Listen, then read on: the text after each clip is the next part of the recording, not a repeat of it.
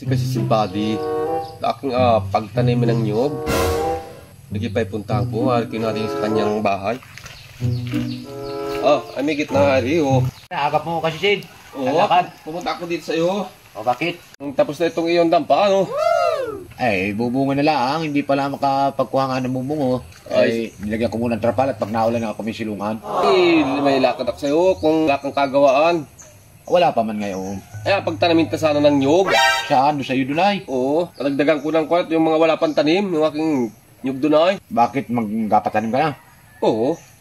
Ay, wala akong yung pagkakwartahan at magkano naman isang buo ng maitanim?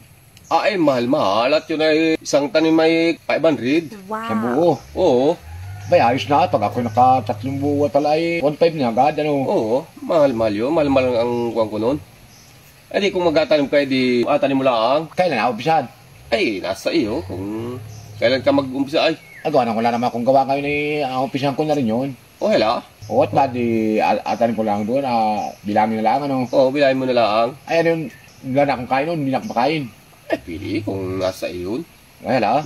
Kung gusto mo magbaon ka na at hindi ka pa uli-uli.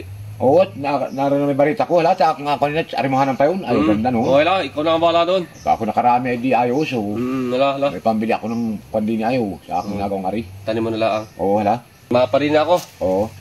Ay, arimahanin ko yun. Ay, parang makwarta ngayon yun. At yun ay bigla nagpatanim na nyog. Ay, mahal ay 500. Ano pa ako nakaapat na ako, napahinga na ako at makahapon ay 2,000 pa ako nakaapat na buo. Ay, swerte ko na yun. Ay, aking dali-dalit na makarami. Dito lang daw yung kanyang apat taniman na yun. Ay, kaya susubuan na yun. Ay, santa makaapat na buo ay. Ay, kung makasampu, ay di ay kwarta na. Ay, dito. Tama-tama ardin yun. Mahawa naman ang pala yung kanyang apat tanimang ari. Ay, marami ang kwarta siguro ngayon at nag-apat tanim na yun.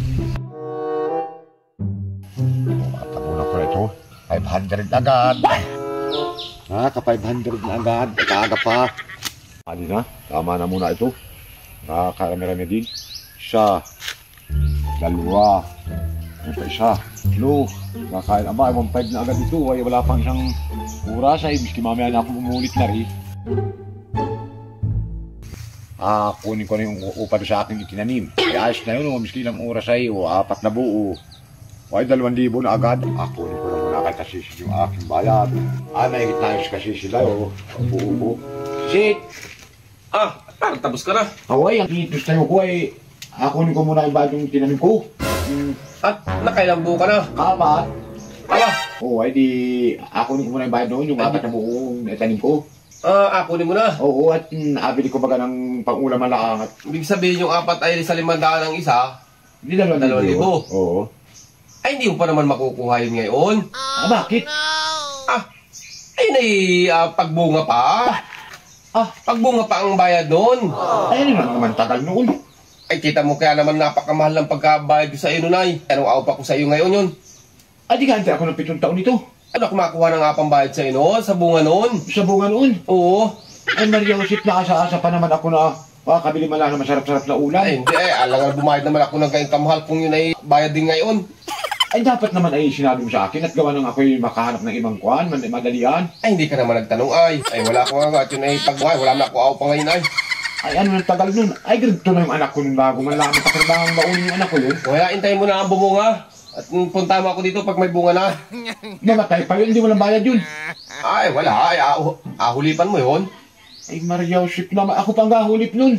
Kaya alam mo, tingnan mo lang bagay may bunga na. Doon ka makuha ng bayad ko sa iyo.